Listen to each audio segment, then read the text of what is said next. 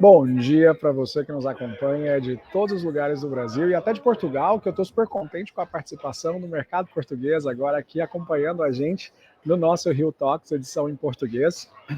Para você que se chega aqui pela primeira vez, meu nome é Leandro, eu sou o diretor da Rio para o mercado europeu e para o mercado brasileiro e super feliz de poder trazer estrelas da área de RH que tem muito a contribuir para tudo aquilo que a gente considera como importante para o futuro do trabalho e cada vez mais integrando tecnologia junto com a gestão de pessoas no nosso dia a dia. Hoje eu vou ter um convidado super especial. Tivemos nossas conversas anteriores para a gente se conhecer e eu fiquei fascinado com a história do Patrick. Se você já está por aí e quiser acompanhar o Patrick nas redes sociais, o LinkedIn dele vai estar aqui disponível para vocês aproveitarem, se conectarem com ele. São mais de 10 mil pessoas na rede dele hoje, aprendendo com ele todos os dias, porque esse cara já tem 23 anos na área de recursos humanos e gestão de pessoas, né, dentro de empresas globais, e depois disso o cara começou a fazer pesquisa, virou professor, e aí eu vou deixar até ele contar um pouco dessa história, como é que ele saiu desse mercado corporativo, foi parar hoje aí na área de ciência para a gestão de pessoas, e eu vou abrir o espaço. Patrick, por favor, boa tarde, se apresente, conta um pouco dessa história para todo mundo que está do outro lado, porque eles também querem te conhecer. Obrigado mais uma vez por estar conosco. Legal, obrigado, Leandro. Bom dia para todos que estão aqui no Brasil, boa tarde já para aqueles que estão na Europa, como Leandro e a audiência portuguesa. Me chamo Patrick Schneider, é um privilégio estar aqui com vocês, então já de cara, muito obrigado ao Leandro e toda a equipe da Human pelo convite, pela oportunidade de estar aqui em trocando, né, experiências, trocando um pouco das ideias e apresentando um pouco do que eu venho estudando dentro e fora da academia. Como o Leandro trouxe, eu me chamo Patrick Schneider, sou um profissional de recursos humanos, antes de tudo. Trabalhei 23 anos dentro do ambiente organizacional, sendo que mais da metade desse tempo como executivo em recursos humanos, em muitas posições de head para a região Latam e América do Sul. Sempre tive um pé também dentro do ambiente acadêmico e nunca me afastei da pesquisa. Desde o momento que eu entrei na universidade, eu nunca mais saí. E fui levando no paralelo essa atividade como pesquisador. Então, mais recentemente, minhas linhas de pesquisa são o futuro do trabalho, trabalho decente, principalmente o ODS 8 da Agenda 2030, e a inclusão através do mercado de trabalho. Eu sou professor, hoje em duas instituições estrangeiras, duas instituições nos Estados Unidos. Como professor assistente, venho atuando junto ao Global Alumni, uma aceleradora e EdTech de Madrid, na Espanha, que posiciona professores executivos e pesquisadores ao redor do mundo. E eu estou aí numa fase final de entrada no doutorado, onde, dentro da FEA, na USP Ribeirão Preto, eu devo desenvolver aí os próximos anos da minha pesquisa. Esse ano foi um ano de travessia, um ano literalmente de travessia na minha carreira, que começou lá na cidade do Porto, em Portugal, no dia 1º de abril, e contou com uma jornada de 15 dias pelo caminho de Santiago de Compostela, que fez essa minha virada aqui do executivo para dentro da organização, completando essa jornada que era um sonho. E chego aqui a Human no dia de hoje com a missão de poder compartilhar um pouco mais desse meu momento que traz como objetivo ao profissional de recursos humanos segurarmos o hype e espalharmos o hope para todas as pessoas que estão aí nesse mundo complexo e de várias paralelas, né, que se cruzam e às vezes se repelem nesse ambiente que aponta para um trabalho no futuro. Muito obrigado, Leandro. Sensacional. Eu acho que para a gente começar, se a gente fosse falar sobre a sua experiência dessa história do caminho de Santiago de Compostela, onde isso virou a mudança, tenho certeza que só esse assunto a gente falaria por 1 hora. Então, já que eu estou no meu clima navidenho aqui, super, né, de Natal, aqui aproveitando que está fazendo um friozinho em Londres, estou podendo usar esse jumper aqui para ficar com cara de Natal, eu vou começar então já fazendo aquelas perguntas que eu gosto, que são tipo assim, no fogo mesmo. Eu comecei a ler um pouco sobre o seu trabalho, e claro que vi que você aborda a reflexão, né, sobre o futuro das relações dos trabalhos e empresas, né? Você acabou de falar aí sobre esse conceito em particular, tipo de bem-estar no trabalho, né? O Fundação Nacional sobre o Trabalho, e eu acho que das estruturas que você até usa na sua linha de pesquisa, que eu achei até bastante interessante, né, se você parar para pensar, é sobre esse trabalho decente, né? Gostei muito disso, achei algo bastante interessante, mas Entrando por essa perspectiva, né, de tudo isso que você anda pesquisando, que você anda trabalhando, e já com essa vivência de 23 anos, né, cuidando de pessoas dentro de organizações, é inevitável a gente pensar que, né, tudo isso engloba o que é RH, junto com essa forma das novas estruturas de organização corporativa, e eu já quero saber o que está tirando o sono, baseado na sua experiência, mas também na sua pesquisa, o que está tirando o sono de quem pensa na temática desse futuro do trabalho. Né? A gente está falando sobre problemas de subordinação, a gente está falando, né, especialmente com a questão do impacto geracional, a gente está se preocupando mais hoje com carreira, desenvolvimentos internos e gestão de talentos, a gente está mais preocupado hoje com emprego, ou como é que a gente vai de fato manter volumes e captações de novos talentos, ou a gente está falando ainda dessa revisão do que é a função do trabalho e essa redefinição do que é a função do trabalho. O que está tirando o sono de quem está hoje do lado de lá na área de gestão de pessoas? Legal. Bom, Leandro, é difícil a gente cravar um único locus de preocupação, né? Depende de onde você está, o quanto você está aderente ou distante a tudo que está acontecendo hoje no ambiente do mercado de trabalho, mas muito no ambiente do trabalho, que é a matéria-prima de onde eu concentro e focalizo meus estudos.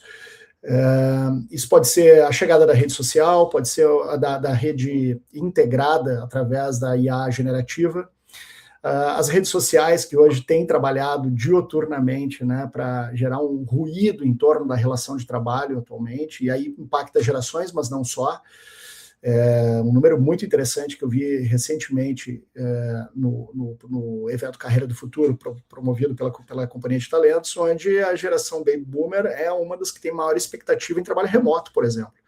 Isso mexe muito com os vieses e com o entendimento do que é proliferado no mercado, né? De que a geração, até fala-se muito em geração alfa ou geração Z como aqueles que gostariam de trabalhar remotamente. E pelo contrário, o que os dados apresentam, né, e uma pesquisa também do The Newsweek, na verdade nos Estados Unidos, trouxe um outro elemento. Geração Z quer estar no escritório para acelerar o seu aprendizado e para ser reconhecido, né? Então, números não faltam, eles são convergentes, eles se repelem, eles entram em fricção em vários momentos. O que eu percebo hoje, que eu gosto muito, né, vou falar dele algumas vezes aqui, um pensador sobre o trabalho no futuro, e que eu sigo, e tive a oportunidade, privilégio esse ano de conhecê-lo através da minha atividade como professor, conhecê-lo pessoalmente, que é o Rishabh Tobaccowala, um pesquisador que lançou um livro chamado Rethinking Work. E ele traz elementos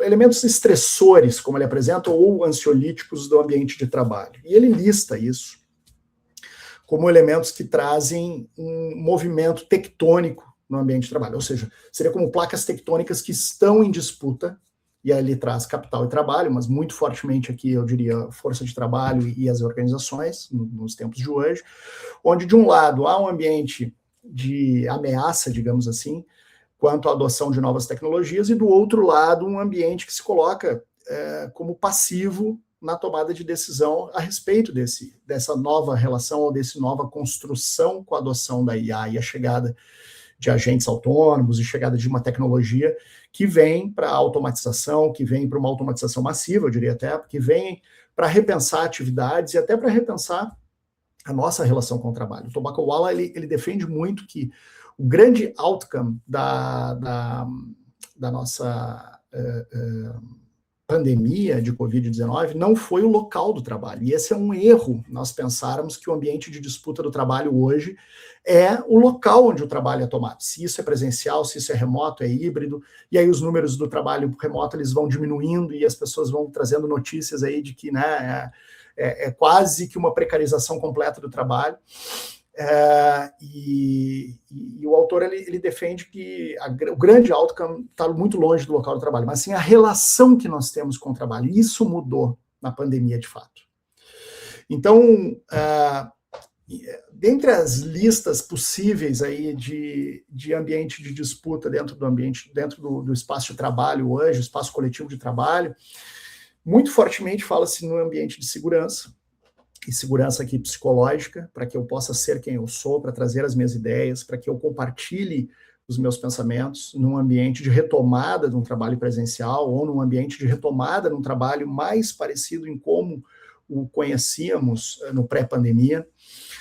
E esse ambiente de segurança psicológica permitiria, inclusive, eu contrariar algumas decisões com base no meu entendimento. Às vezes se confunde esse contrariar com base no próprio entendimento com o desalinhamento de propósito. E eu sou um pouco resistente com isso, vou ser bem sincero, porque eu acho que se a gente coloca um propósito no trabalho exclusivamente, a gente está abrindo mão de toda uma complexidade humana que nos acompanha desde a nossa existência. Né?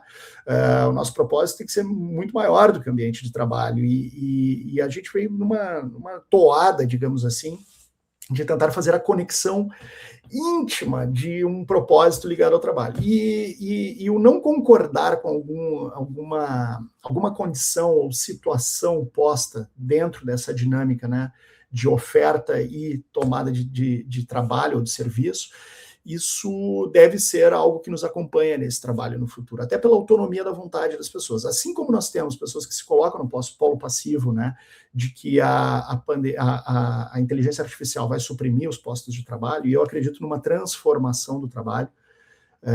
Talvez aqui o grande alvo dessa transformação seja o emprego tal qual a gente conhece, esse está com uma mira, né, posta sobre. E, realmente, o emprego é algo que a inteligência artificial pode ameaçar aqui num horizonte de 10, 15, 20 anos, caso nós não tenhamos medidas aqui de desenvolvimento, letramento tecnológico e aprimoramento do entendimento dos limites da inteligência artificial. Hoje a inteligência artificial é muito falado sobre ela, a capacidade expansiva de conhecimento e até o quanto ela busca emular redes neurais. Mas fala-se muito pouco daquilo que a IA não é capaz e não será capaz de entregar. Quando a gente fala em cérebro e redes neurais, isso é um organismo vivo muito complexo. Né? O nosso cérebro ele não é autônomo, imparável, digamos assim. Né? Ele precisa de um corpo. Se eu bato o dedinho, é esse estímulo que me faz tomar uma contramedida cerebral. Então, o cérebro eletrônico ou as interações de redes neurais artificiais, elas dependem de uma outra gama de complexidades, emuláveis ou não, e aí tem uma grande discussão, né, sobre os sentimentos humanos, a empatia, a capacidade de lidar com o imprevisto, a capacidade de improviso do ser humano, quanto às maiores adversidades, ou as principais adversidades que se tem à frente. Tudo isso ainda está em discussão se será possível ser emulado, mas a gente precisa trazer esse elemento de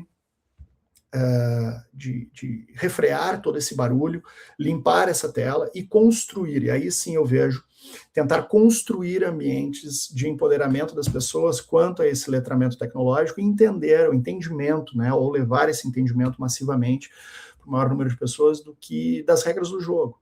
Hoje, eu vejo que a gente discute muito mais a capacidade do Sam Altman ter o break-even na OpenAI, né, e os investimentos aí que fala-se na casa aí de 4 trilhões de dólares, quanto a garantir a manutenção financeira de organizações ligadas a LLMs, né, ou construção aí de LLMs, mas fala-se muito pouco quanto às questões éticas envolvendo a aplicação e a adoção dessas tecnologias de modo amplo. E eu vejo que nós deveríamos inverter essa discussão, uma pirâmide invertida aqui, onde a ética deveria chegar primeiro.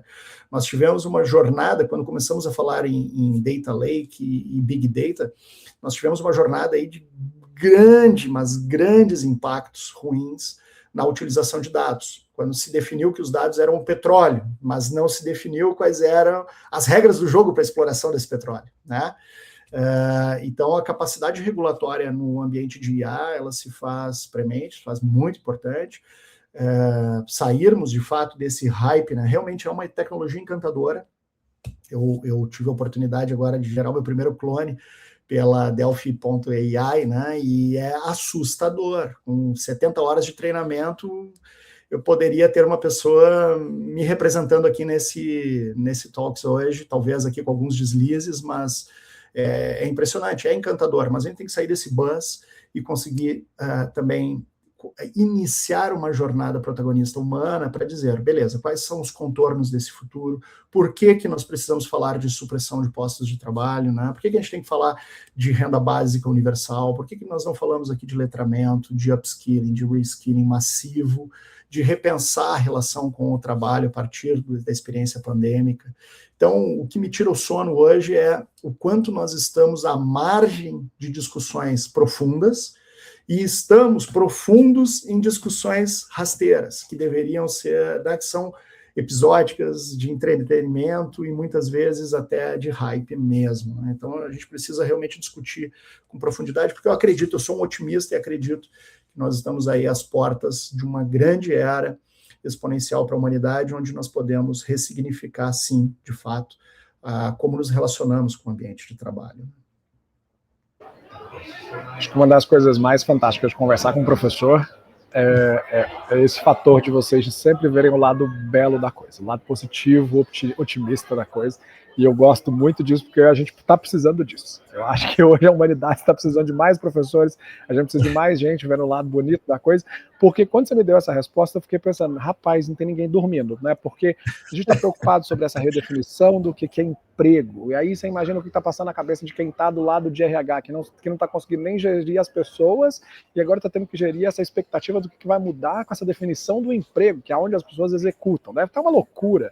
Quando você fala sobre essa preocupação sobre segurança psicoemocional dentro do ambiente de trabalho, como sendo uma prioridade, já é outra coisa que sai desse conceito, por exemplo, de métricas, porque né, hoje eu acho que uma das coisas interessantes é ver o RH tentando se operacionalizar cada vez de uma forma mais automatizada, e para isso acontecer, ele precisa então ter métricas, né, para que isso possa ser uma evolução do seu processo natural de desenvolvimento e de automação. Mas grande parte dos problemas que você acabou compartilhando comigo agora são muito difíceis de se terem métricas, são muito mais qualitativos ou até né, nada relacionados a números, e acabam sendo problemas, então, talvez até muito mais filosóficos. Imagina o que é a definição do trabalho. Pensando nesse viés, né, e talvez pensando nisso, a gente ainda hoje trabalha com RHs que estão bastante divididos, né? E eu diria divididos naquela operação em silos mesmo, tradicional, onde eu tenho desenvolvimento humano com DHO de um lado, eu tenho recrutamento e seleção do outro, eu tenho departamento pessoal com a folha do outro. Quer dizer, dentro de uma mesma estrutura já é difícil, e aí quando o RH ainda abarca a área de comunicação interna corporativa, ainda é uma área que parece que é completamente diferente ainda das outras, mas em teoria faz parte desse mesmo guarda-chuvas, né? E a gente vê ainda esse modelo muito ramificado estruturando grande parte das empresas. A gente está caminhando para um RH, então, baseado né, em tudo isso que você acabou de mencionar, muito mais generalista, então, ou a gente está se solidificando ainda mais com esses subdepartamentos e com esse modelo mais especialista? O que você acha que está acontecendo nesse momento com as empresas e o que você ainda sugere que seja o futuro baseado nessas suas pesquisas também? Legal, excelente, Leandro. Bom, eu vejo da seguinte forma, eu acho que o grande desafio de recursos humanos, ele sempre trabalhou com a ciência do intangível, que é o ser humano. O ser humano é uma complexidade muito grande, a gente tenta colocá-lo de modo pragmático dentro de um cesto, né, que abarque toda essa complexidade. E eu vejo que o primeiro passo para recursos humanos é o enfrentamento desses dados desestruturados. Né? O primeiro enfrentamento, antes de até adentrar na tua resposta, fazendo esse preâmbulo frente ao que você comentou, até tomei nota aqui, dessas métricas, os dados desestruturados. Como a gente passou como recursos humanos batido pelo Big Data. Batido. Se falava em Big Data, Big Data, Big Data, e aí a bandeira de Big Data foi largada e veio DEI, e aí largou DEI, agora é AI. Então, RH precisa parar com esse cheerleader spirit, né? Esse espírito assim de líder de torcida, de fazer barulho, de pegar a bandeira, largar a bandeira e se aprofundar. Se o futuro de recursos humanos está ligado ao generalista ou especialista, eu até não gosto muito desse termo generalista, porque quando a gente vai trocar o pneu, a gente não busca um generalista, né? A gente busca um especialista em trocar pneu. A gente vai buscar. Então, eu vejo o profissional de recursos humanos especializando-se cada vez mais em trabalho, entender as dimensões e as complexidades do trabalho. E aí são dimensões sociológicas, quanto a ao trabalho, né, a sociologia do trabalho muito fortemente, a psicologia do trabalho muito fortemente, a questão legislativa do trabalho, mas não entender somente da CLT, mas quais são os impactos do trabalho decente dentro do ambiente profissional, seja ele na Faria Lima, seja ele dentro de uma aceleradora popular numa comunidade em Paraisópolis, por exemplo. Então, levar esse princípio de que trabalho desde que nós começamos a domesticar o solo, para dele extrair o nosso sustento, né, uma dimensão de desenvolvimento. Então, um ponto de partida para mim é esse entendimento de que recursos humanos precisa colocar lentes de um profissional que é procurado para resolver problemas complexos dentro de um ambiente de trabalho, com lideranças que estão com medo e perdendo sono, com profissionais, né, que estão olhando para cima e esperando respostas, e que muitas delas não vêm, e isso, como executivo, é algo que paralisa muitas vezes, né, a equipe que quer respostas e o executivo, por vezes, precisa dizer, olha, nós estamos aprendendo juntos. E a verdade é essa, né, com o IA principalmente, se você não está ganhando aí uma bolada de dólares, milhares de dólares numa carta oferta, sendo contratado, né, com um hiring bônus aí quase estratosférico, você não é craque em AI. Sinto muito, né? Independente se você compartilha piadas aí com o ChatGPT ou não, se você já tem uma relação íntima com Perplexity ou outra LLM, você não é um craque em IA, né? São pouquíssimos hoje no mundo. Independente da geração, independente do tempo de carreira, independente do espectro da tua curiosidade, hoje todos estão aprendendo ao mesmo tempo. Essa revolução se distancia da revolução industrial e de outros movimentos transformadores do trabalho, porque não vem manual com este momento. Nós estamos aprendendo ao vivo. Quando me perguntam qual é o melhor curso de AI do momento, né, quase que desesperadamente, eu digo, olha, passe mais tempo no convívio com a AI. Né? O melhor curso é dedicar o mesmo tempo que você dedica às redes sociais, dedicar para se desenvolver e entender um pouco mais de como esse ecossistema vivo ele se integra junto à sociedade, onde ele busca suas referências, por que ele está te entregando dessa forma e antes de mais nada, entender que ele vai alucinar, que ele vai ter dificuldades, né, de entrega. Falando aqui também quanto ao levantamento recente aí, trazido em parceria do The Economist, com um outro tabloide americano ligado à tecnologia. Hoje, quando nós olhamos no Pareto quais são as tecnologias, os LLMs que mais alucinam, nós vamos ver que alguns LLMs em seu formato gratuito alucina menos do que o formato pago, por exemplo. E isso é inacreditável, porque se vendia muito a ideia de que o pago ele trazia uma gama muito maior de resposta, de maior qualidade, mais profunda, enfim. E o que está se convertendo hoje é um momento distinto. Então, a área de recursos humanos precisa compreender esses paradoxos e que estão presentes, essas complexidades que estão presentes, e aí traduzir isso para o mundo do trabalho. Esse é um primeiro elemento que eu vejo de modo muito singular. O segundo e aí isso está dentro do letramento digital, né? Esse letramento digital tecnológico que compreende, que faz leituras, que faz traduções, que acalma o ambiente interno, muitas vezes nessa revolução em curso, né? Que traz possibilidades para as pessoas muito mais do que confronto ou muito mais do que dificuldades, que constrói pontes, que oferece possibilidades de reinvenção pessoal, né, de auto-reinvenção dentro da carreira, dentro desse ambiente transformacional, e que, sem dúvida, não desfoca. O segundo elemento que eu vejo, então o primeiro, na verdade, remontando essa lista, né, o primeiro é especialista em trabalho, compreender as dinâmicas de trabalho, psicologia, sociologia, a literatura toda que está por detrás disso, mas mais do que isso, quem são as pessoas de referência hoje que estão repensando o trabalho como um todo. A segunda delas, letramento digital. Aí sim, letramento digital ligado a essas tecnologias, entender que não há nada pronto, está tudo em desenvolvimento nesse momento. E a terceira delas, que eu acho que é a grande área de saber que todos nós deveríamos nos conectar profundamente à filosofia.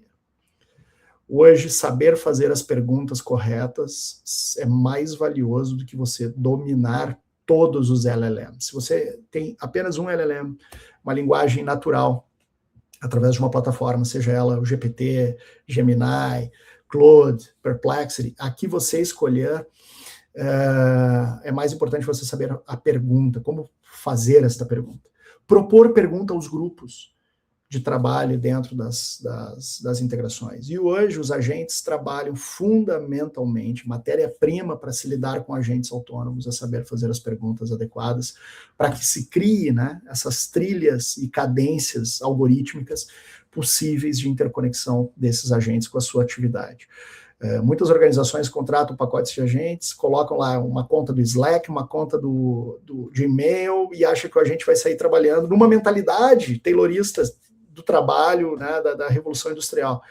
E se frustram fundamentalmente quando esse investimento alto acaba não entregando aquilo que se esperava quanto às interações e a complexidade. Quando você vai olhar a cadeia disso, as perguntas elas estavam todas esparsas ou separadas, perdidas, e não entregavam esse valor ao final. Então, é muito mais, o ambiente ele demanda muito mais nós sermos craques em sandbox, né, em ambientes de teste e experimentação, do que querer ser o primeiro a lançar uma tecnologia, querer lançar um elemento aí de capitalização social, de ter sido o primeiro adopter de uma tecnologia e que não entrega nada, né?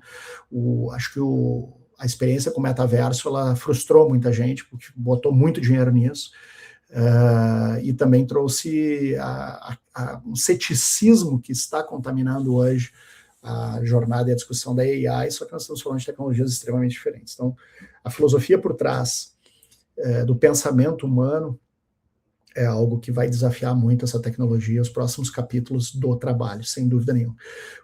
Finalizando a minha fala aqui, esse ano eu tive a oportunidade de conhecer o Jonathan Haidt, que escreveu o livro Geração Ansiosa, e ele veio aqui para o Fronteiras do Pensamento no Brasil, aqui em São Paulo, onde eu moro, e um amigo querido me convidou para um evento na PwC, para umas 50 pessoas, eu acho. E eu pude conversar, pude ouvir dele, né? Uma frase que para mim foi uma mudança de horizonte fundamental, que é as máquinas estão ficando muito inteligentes e nós estamos ficando idiotas. Né? O ser humano está ficando idiota. Isso é um péssimo momento para essa decisão.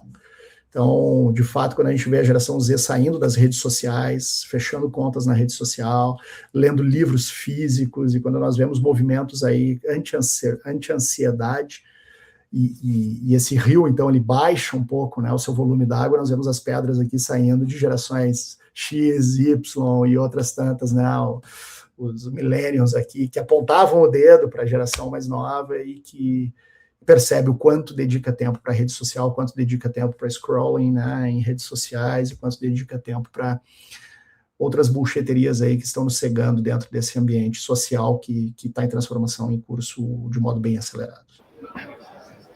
Eu acho fantástico quando você menciona sobre esse papel da filosofia, porque, por coincidência, hoje de manhã eu estava assistindo um vídeo da Brené Brown.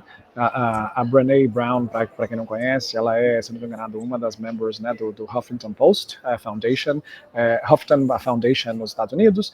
E ela, claro, né, tem o contato aí com grande parte dos grandes CEOs do mundo, e uma das coisas que ela mencionava era exatamente isso. Quando a gente está se preocupado em cada vez estudar de forma mais técnica, achando que esse é o futuro, os CEOs das grandes empresas de tecnologia estão discutindo história da arte, estão discutindo filosofia, estão discutindo história na mesa de jantar com os filhos. Eles não estão discutindo engenharia, eles não estão discutindo física, eles não estão discutindo programação, e a gente acaba, né, parando para pensar, e talvez essa questão na hora eu diria que no final do ano, é aquele momento de você, diretor, vice-presidente de pessoas, VP of People, aí, na liderança da área de gestão, eu acho que é a hora de parar, possivelmente, para pensar se ao invés de estudar as respostas, você não deveria estar se refazendo as perguntas. Eu acho que nós estamos num momento muito crucial na área de gestão de pessoas, onde a gente está precisando parar para reformular as perguntas. Antes de você perguntar, eu preciso disso, eu preciso de um outro sistema, eu preciso de um outro processo, eu acho que a gente está numa fase de se dar ao luxo de perguntar por que a gente tem feito isso dessa forma até agora. E o que possivelmente em 2 anos o impacto dessas mudanças vão nos fazer pensar nisso de uma outra maneira. E isso, claro, fazer com que determinados investimentos sigam uma direção ou outra, até talvez parando alguns desses investimentos. Isso pode estar até contra aquilo que as pessoas esperavam ouvir de mim, mas eu acho que quando as perguntas elas precisam ser redefinidas, a gente consegue entender de fato aquilo que é propósito, que é uma coisa que você mencionou no começo dessa call nossa, que eu acho que faz muito sentido, que é para redefinir os propósitos, você precisa redefinir também as suas perguntas. E eu acho que a gente está nesse momento de rediscutir isso também. Considerando então que a gente está falando exatamente sobre essa ideia de redefinir todo esse paradigma do que é a gestão de pessoas, RH já não está respondendo mais só por gestão de pessoas. Pelo contrário, a gente está falando agora de uma pluralidade, né, de talentos e até de skills que são possivelmente distintas daquilo que foi ensinado na escola, aquilo que nos foi ensinado na faculdade de administração, de gestão, né, e que automaticamente fica difícil de se aplicar.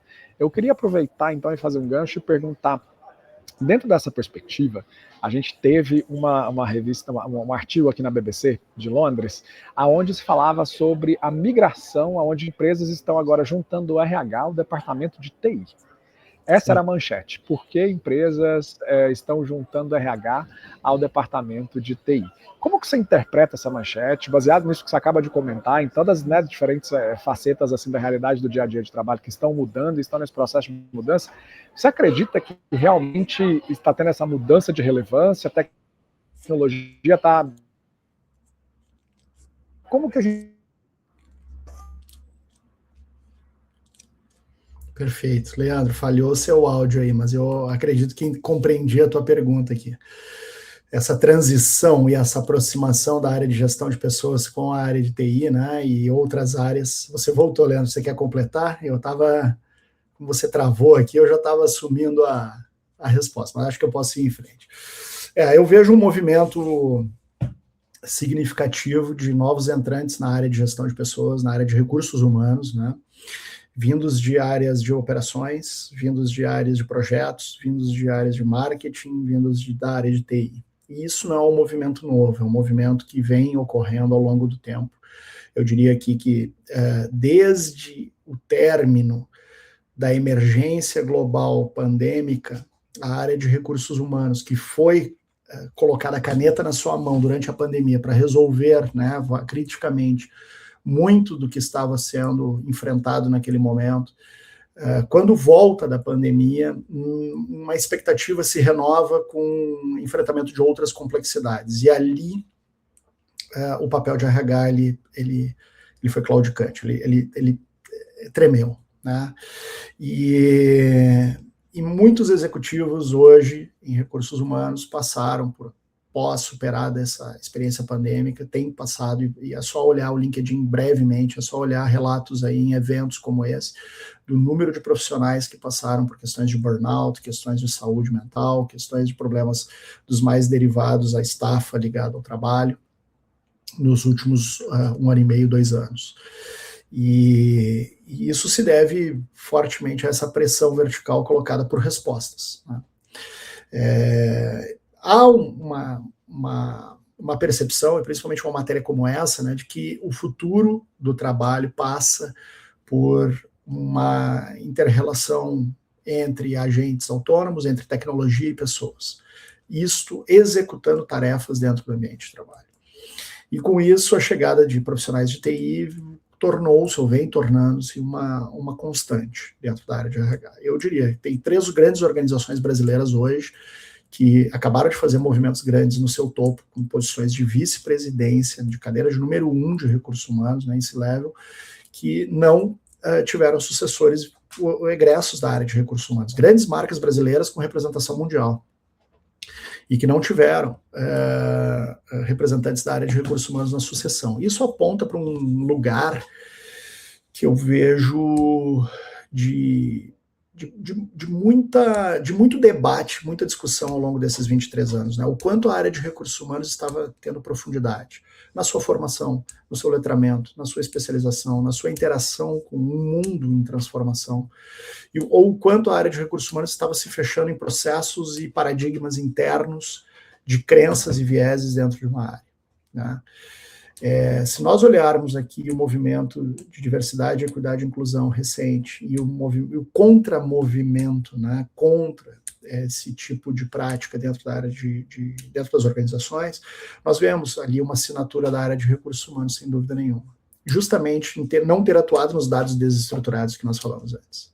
Quando nós falamos ao retorno do trabalho, a área de recursos humanos tinha um papel fundamental aqui em demonstrar o valor.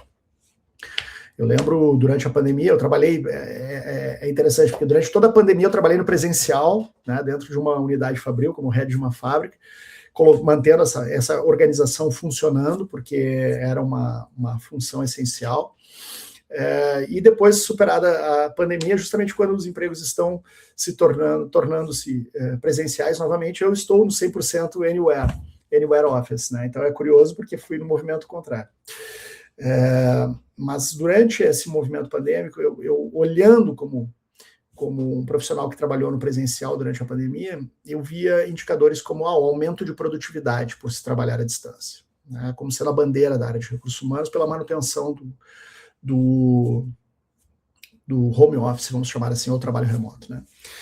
E eu sempre fui muito temerário quanto a essa adoção, porque os indicadores não mostravam isso. Os números em escala global, e principalmente aqui na América Latina, não mostravam essa reversão. Eu conheço muitas pessoas que juram que são mais produtivas no ambiente de trabalho. Juram, né, que são mais produtivas no ambiente de trabalho trabalhando de casa. E eu acredito nessas pessoas, mas isso não tem se refletido nos números quando se olha em escala global. Agora, nós teríamos outros indicadores para falarmos sobre a manutenção do home office que não foram falados à época, né? Como, por exemplo, a redução da pegada de carbono das organizações, né? Evitando esse deslocamento terrestre. A questão da segurança dentro dos grandes centros urbanos, né? Hoje nós temos uma epidemia criminal em grandes centros urbanos. Não estou falando só de estado, estou falando só de São Paulo, nem do Rio de Janeiro, mas eu estou falando aqui em escala global, né? Se nós pegarmos a cidade do México, aumentou muito a violência dentro das dimensões no México. Se nós olharmos aí a Europa, né? Hoje nós temos aí nas redes sociais os pickpockets, né? Que são deflagrados e acusados e tal, mas nós temos o roubo de celular aí em Portugal, que tive a oportunidade de conhecer esse ano, na Espanha, em todos os lugares que você vai em centros urbanos grandes, de grande concentração turística, as pessoas dizem, cuidado com o celular, né? Algo que é naturalizado dentro do dia a dia quanto a esse furto do celular. Então, a questão da violência, realmente, né? Tô falando do celular aqui, mas a gente poderia falar de sequestro relâmpago, poderíamos falar de outras manifestações do ambiente urbano, que são mazelas urbanas e que os profissionais estão suscetíveis a isso. Nós poderíamos estar falando também da relação parental e trabalho, né? Onde uma nova prática foi exercida durante a pandemia, que é estar mais próximo e conectado com filhos, para as pessoas que têm filhos, né? Seja ao levar à escola, buscar da escola, ter uma interação e um acompanhamento maior dessa experiência escolar das crianças, estar mais próximo do desenvolvimento dessas crianças e adolescentes, né, dentro de casa. E agora nós estamos vendo realmente o efeito contrário quanto a isso. Nós estamos descobrindo um mundo de pedofilia que nos era oculto, pelo menos para mim, né, que não tenho filhos, mas tenho sobrinhos e afilhados, e assim, é assustador ver a revelação de um universo, de um mundo deflagrado de exploração e abuso através dos algoritmos e redes sociais, que não sabíamos até 2025, até a promulgação dessa legislação, que amplificou e deu luz a essa temática. Então, nós teríamos outros dados desestruturados que poderiam ter sido utilizados, e nós utilizamos a produtividade. E aí é um erro fatal, né? Porque a produtividade na América Latina ela não se reverte em números práticos aí com outros países, seja em escala global, principalmente China, né? Aí o jogo ele vira adultos contra crianças. Mas o ponto principal que eu quero trazer é justamente essas limitações e essas carências de lidar com a temática social, do que está aplicado à sociedade, está exposto à sociedade no momento presente, é que tem retirado o profissional de recursos humanos de dentro da área de RH, dos centros de poder, dos centros de comando, dos centros de tomada de decisão. E a chegada de profissionais de outras áreas que estão mais acostumados a lidar com essas complexidades, a lidar com esse ambiente de dúvida muito maior do que de certeza, como a área de TI da sua pergunta. Numa área de experimentação muito mais do que certeza, como a área de TI da sua pergunta, né? Com uma área de interpretação humana muito mais do que certezas, como a área de marketing, por exemplo, né? Interpretação de cenários, de experiências, a área de recursos humanos começa a perder, então, espaço. Eu não digo que perde relevância, ela perde espaço. Não acredito que esse seja um movimento que deve perpetuar-se no tempo, mas é um movimento existente no hoje. Como fazer com que o profissional de RH, porque essa é uma aspiração que eu tenho, trazê-lo para dentro desse jogo, né, e trazê-lo para dentro dessa discussão sobre organizações, gestão de pessoas e relevância quanto à interpretação e melhor direcionamento quanto ao trabalho, investir fundamentalmente em educação. A área de recursos humanos tradicionalmente é conhecida no mercado como uma área que fala muito em desenvolver a todos internamente, mas busca olhar a porta para dentro no seu desenvolvimento num nível mais baixo do que outras áreas, né? Não existe uma convenção nacional ou regional de recursos humanos em todas as organizações. Justamente se discute a estratégia da organização, muitas vezes, num espacinho de uma convenção de vendas ou área comercial, né, numa área de marketing. É necessário começar a olhar de modo estratégico e interconectado com a experiência do profissional e as experiências e expectativas vindas da sociedade para que esse protagonismo, na minha opinião, ele possa florescer novamente como teve, né, esse papel importante. E o aprofundamento das discussões, sem dúvida nenhuma. Eu vejo dessa forma, Leandro. Sensacional. Eu vou aproveitar e fazer um parênteses aqui agora para lembrar todo mundo que você pode participar conosco. Você pode mandar suas perguntas ou pelo meu chat privado aqui no LinkedIn, igual alguns de vocês já fizeram, ou igual aqui no chat que está aparecendo também embaixo do nosso vídeo, sem nenhum problema. E a gente vai ter tempo para algumas perguntinhas agora no final, porque nem dá para acreditar, a gente já está 40 minutos conversando, o tempo está passando super rápido, então eu quero convidar vocês a mandarem as perguntas rapidinho para que eu ainda possa ter tempo de perguntá-las nessa conversa de hoje, antes da gente terminar. Agradeço também aqueles que já estão acostumados comigo por aqui e que já estão mandando mensagem no meu LinkedIn aqui, por exemplo, elogiando meu suéter. Estou feliz, obrigado. Se o resultado era chamar a atenção, estou feliz que realmente consegui chamar a atenção, prendendo a atenção de vocês aqui. Então, valeu, obrigado pelas mensagens aqui no chat privado. E eu vou fazer mais uma pergunta, esperando as perguntas do chat, então, para poder abrir para vocês. Então, já vão mandando por aí e eu vou continuar minha última pergunta do lado de cá. Nesse contexto aí dessas transformações tão iminentes, Patrick, eu queria que você, né, eu sempre falo que todos os meus convidados têm que vir pegar agora ou anotar aí do lado de casa e a receita prática, né? Então vamos lá para o lado prático. O que você considera que vão ser as oportunidades para o RH e como que a tecnologia vai apoiar nessas novas oportunidades? E quando a gente falar sobre esse ponto de partida, né, com essas novas oportunidades que estão chegando, o que você indica aí de material para as pessoas já irem se preparando? É livro, é artigo, é canal de YouTube, ou o que você quiser recomendar para que as pessoas estejam aí cada vez mais antenadas a essas mudanças, a esses novos recursos. Então deixa o espaço para vocês já dar essas dicas, que todo mundo vai pegar a caderneta aí e começar a anotar junto comigo, ou então anota aí no e-mail também, que eu ainda sou old school, né, então eu tenho meu caderninho da Human aqui, fico anotando tudo, mas você, se você tiver outro jeito digital, anota, mas a ideia agora é essa: oportunidades, quais tecnologias que vão fomentar essas oportunidades e o que você tem aí de material que as pessoas podem ir atrás para começar a ficar antenadas nessas mudanças. Legal, excelente.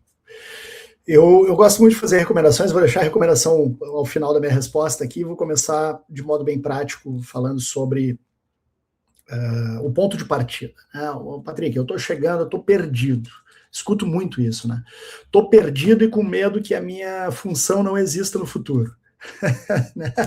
Então, por onde eu começo? Eu preciso primeiro perder o medo de interação com essas tecnologias. Eu não confio que os meus dados, onde eles vão parar, então eu não tento nada, não exploro nada e eu estou me sentindo por fora dessa conversa.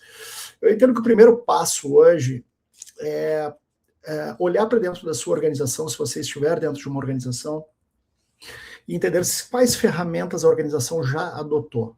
Esse é sempre o primeiro passo que eu recomendo. Hoje o Copilot ele é utilizado por muitas das organizações que utilizam o Microsoft Office, então, ou Office 360, enfim, né, da Microsoft, e ele é muito adotado e muito pouco utilizado. A dor que eu escuto de CEOs, de diretores, de executivos das mais diversas organizações por onde eu passo, seja como consultor, seja como palestrante, é a adoção dessas tecnologias como sendo um investimento alto, grande, que a empresa fez, mas que, em certa medida, não é adotado. Então, o primeiro passo, olha para dentro da empresa, quais ferramentas estão à tua disposição, quais são elas, como elas funcionam, qual é a utilização ética e qual a governança da empresa para utilizar essas ferramentas, e comece a interagir com elas. Comece a interagir. Se é uma IA generativa, começa a fazer algumas ponderações a respeito de conteúdo, começa a trazer alguma segunda opinião a respeito de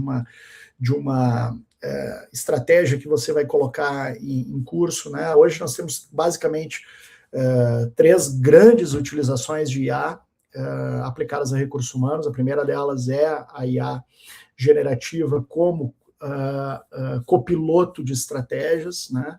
E aí é muito importante deixá-lo como copiloto mesmo, né? Não faça todas as perguntas, responda para você primeiro as suas perguntas iniciais e cheque ou pegue uma segunda opinião colaborativa aqui vinda da IA.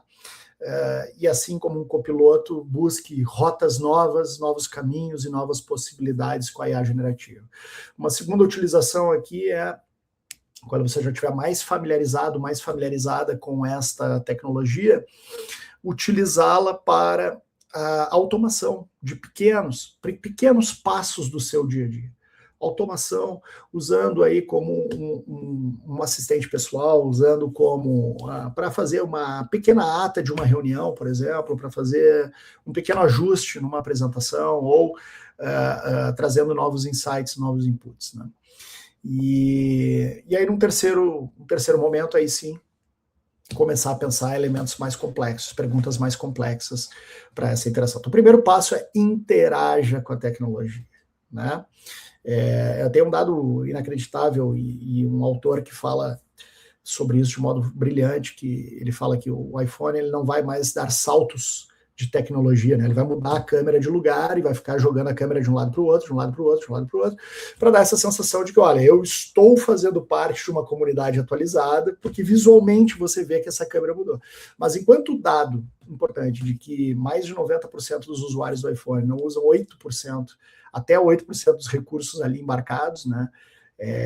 Não tem por que ficar desrompendo a tecnologia, mas sim renovando, né, essa tecnologia. Então, essa interação é muito importante e não espere pelos manuais, porque eles não vão ser escritos, né? Um segundo elemento que eu trago aqui de modo prático é busque, se você já utiliza, para quem já está um passo à frente, já utiliza a tecnologia, monte grupos de discussão dentro da organização. Se você não estiver dentro de uma organização, busque com ex-colegas. Eu defendo muito a ideia do Corporate Alumni, escrevi sobre isso no Think Work Lab, a revista digital, em que sou colunista a respeito disso, né? Monte grupos com ex-colegas, o que eles estão fazendo, busque entender o que eles estão fazendo, como eles estão usando, como você está usando, troque informação, para que isso seja algo vivo e que possa trazer uma interação fluida, né, dentro de uma comunidade de práticas de fato. E o terceiro elemento, busque informação dentro da literatura, dentro de canais constituídos. E aí eu tenho algumas indicações aqui, né, para quem quer se aprofundar um pouco mais e entender um pouco mais as dimensões aí de trabalho. A primeira indicação que eu queria fazer é o livro do Rishabh Tobakwala, aqui, Rethinking Work, não sei se o fundo aqui ele vai me permitir, Rethinking Work, um livro de 2025, o livro de 2025 lançado por ele, um livro inacreditável falando sobre esse movimento tectônico do trabalho, um ambiente que realmente vem se avizinhando e demonstrando de modo rápido, acelerado, os desafios prementes do ambiente de trabalho, né? Dentro do ambiente da subordinação, ambiente do local do trabalho, o ambiente do que é a função trabalho, do que é o significado do trabalho para as pessoas nesse ambiente, nessa era pós-pandemia. Segundo livro, vamos tentar aqui, que o fundo não me atrapalhe, Empire of AI, da Karen Ho. É uma pesquisadora americana, ela é uma profissional de origem asiática, mas que já estabelecida nos Estados Unidos há muitos anos e pesquisadora desde muito tempo sobre AI. Ela, para mim, é a Bíblia. Ela fala aqui sobre a gênese do ChatGPT e da OpenAI, os objetivos, e traz aqui luz sobre inteligência artificial de modo bastante importante. E esse livro aqui que eu estou apaixonado, Unmasking AI, Desmascarando a AI, da Joy Buolamwini, uma autora negra americana, pesquisadora da pesada, pesadíssima, e que está falando sobre AI como ninguém teve coragem de falar até agora. São 3 livros em inglês, então eu tenho 2 aqui em português, bem rapidinho. O primeiro deles é Ensaios por uma Organização Consciente, um livro que eu fiz parte aqui dentre os autores, sobre a curadoria do Marco Ornelas, com a participação especial do Raj Sisodia, um baita livro que fala sobre esse ambiente, contexto atual de recursos humanos, mas não só, de trabalho, né, das organizações. E o outro em português que eu trago aqui é A Era da IA, um baita livro também. Na verdade, deixei no outro escritório, mas esse livro é super interessante, porque ele fala de modo, é traduzido para o português, né, um livro americano traduzido para o português e que traz bons insights. Agora, se você não gosta de ler, eu recomendo aqui o podcast do Jacob Morgan, é um cara que pensa sobre o futuro do trabalho, os futuros, né? Quando a gente fala de futuro, a gente tem que falar sempre no plural, são futuros em diferentes dimensões do trabalho. E se ainda assim o podcast não for interessante, tem um filme aqui que eu digo, ponto de chegada para a discussão e pensamento do futuro do trabalho, o filme que é chamado Você Não Estava Aqui, do Ken Loach, um filme do mesmo diretor de Eu, Daniel Blake, outro filme que aborda muito o contexto social do trabalho atual. E Você Não Estava Aqui é ponto de partida para entender esse novo mundo do trabalho que vem se desenhando aí de modo bastante rápido. Então eu deixo essas dicas, Leandro, e esses pontos de ancoragem prático para que as pessoas comecem a interagir com esse tema. Gostei da flexibilidade. Tem livro em inglês, tem livro em português, tem podcast, tem artigos. Cara, você não é por falta de material que ninguém vai conseguir sair daqui com uma lista de tarefa de casa. Gostei. Obrigado pela flexibilidade. Adorei. Eu vou ter uma última pergunta antes da gente ir.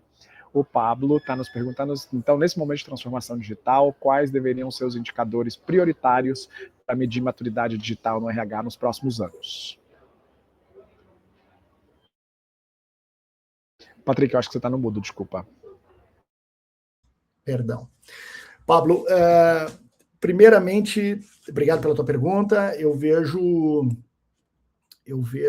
algumas possibilidades, depende da organização e do momento em que a organização está, né? Se hoje a maturidade é 0, se hoje a adoção é 0 de novas tecnologias, a maturidade invariavelmente vai ser 0. Agora, eu gosto de um indicador que conecta a estratégia por detrás da adoção versus o retorno esperado, mensurável e não mensurável, ou seja, aquele que é mensurável monetariamente, aquele que não é mensurável monetariamente, mas sim no impacto da experiência do profissional. Então, qual era a estratégia adotada, quais eram as expectativas e as hipóteses aí a serem coletadas desse investimento, e como esse investimento se traduziu de fato em uma solução de valor na percepção do profissional. Um ponto importante, independente do indicador que você escolher, que é fundamental e crítico aqui, que você tenha uma visão clara sobre essa adoção, faz parte por passar, né? É fundamental passar pelo entendimento das pessoas impactadas sobre o êxito ou não daquela adoção. E o nível de maturidade ele vai estar ligado a isso, né? A maturidade ela pode, vamos pegar o exemplo do Copilot e essas empresas que eu mencionei, a não utilização do Copilot. Você pode trazer horas de utilização, interação, aprendizados colhidos. Eu gosto muito desse indicador, que é um indicador de dado desestruturado, porque é na percepção da pessoa.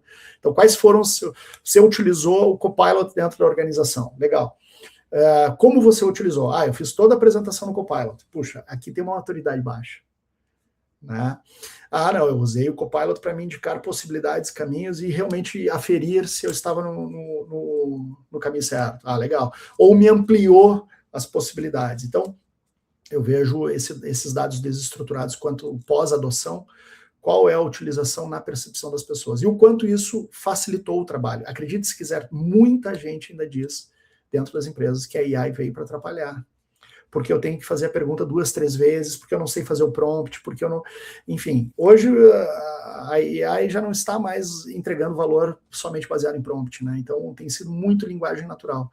Então incentivar essas pessoas e trazer dados de percepção de aprendizagem. O que eu colhi, o que eu aprendi e o quanto isso me ajudou no dia a dia, de fato, são dados que eu gosto bastante de propor. Patrick, muito obrigado. Chegamos ao nosso final nessa conversa de hoje. Eu queria agradecer muito a sua participação e a sua generosidade em estar conosco, compartilhando seus conhecimentos, das suas pesquisas e, de fato, trazendo a sua experiência acadêmica junto com a sua experiência profissional, que não é qualquer dia que a gente encontra. Então, fico muito contente, mais uma vez, de ter tido você conosco. Para você que nos acompanhou, esse vídeo também vai ficar disponível no nosso canal do YouTube, assim como na nossa página do LinkedIn. Então, se você precisar ter acesso, mais uma vez, entra através das nossas redes sociais para compartilhar. E se você tem que seguir o Patrick, aproveite também para usar essa oportunidade e seguir ele nas redes sociais, entrar em contato se você precisar, já que é para isso também que a gente está aqui, para que você possa ter recursos como esse disponível também no seu entorno. Muito obrigado, espero que vocês tenham um excelente final de ano, já que esse foi o último Rio Talks do Brasil do ano de 2025. Foi maravilhoso estar com vocês durante esse ano e a gente espera que em 2026 a gente ainda seja um grupo ainda maior conosco nessa jornada. Obrigado, excelentes festas e a gente se vê em 2026. Até lá, tchau, tchau. Obrigado, gente.